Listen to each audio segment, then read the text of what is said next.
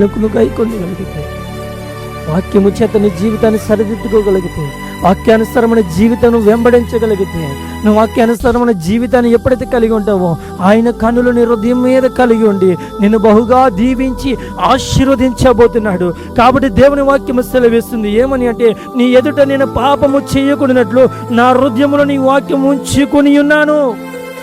దేవుని వాక్యం సెలవిస్తుంది, నీ ఎదుట, దేవుని ఎదుట, లోకం ఎదుట, తల్లిదండ్రుల ఎదుట, సమాజం ఎదుట నువ్వు పాపము చేయకున్నట్లు మనందరి హృదయంలో దేవుని వాక్యమును ఉంచుకొని ఉన్నాను. దేవుని వాక్యం సెలవిస్తుంది. ఎవరైతే ఎందరైతే దేవుని వాక్యాన్ని హృదయాల్లో నాటుకుంటారో, వాక్యాన్ని ఉంచుకుంటారో, వారు ఖచ్చితంగా పవిత్రమైన జీవితాన్ని కలిగి ఉంటారు, యథార్థమైన జీవితాన్ని కలిగి ఉంటారు, నూతనమైన వెలుగును వారిలో కలిగి ఉంటుంది. వారిలో ఎంత మాత్రము చీకటి ఉండదు, ఎంత మాత్రం భక్తిహీనత ఉండదు.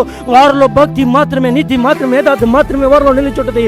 వారు ఆనందించిన ఆనంద బాష్పాలు మాత్రమంటే వారు దుఃఖపడరు, మరణానికి అప్పచెప్పబడరండి, మరణానికి అప్పచెప్పబడరు. దేవుని వాక్యానుసారమైన జీవితాన్ని నేను కలిగి ఉండగలిగితే, యవన కాలంలో నువ్వు మంచిగా ఒక నూతనమైన ఆశీర్వాదం, ఉన్నతమైన స్థలముల చేత ఆయన ఎక్కించి నేను ఆశీర్వదించి దీవించునుగాక. హల్లెలూయా, హల్లెలూయా. దేవుని వాక్యానుసారమైన జీవితం ద్వారా మనం మరింతగా నూతనపరచబడి దైవ కార్యములు, దైవ దీవెనలు అందరికీ పొందుకుందాముగాక.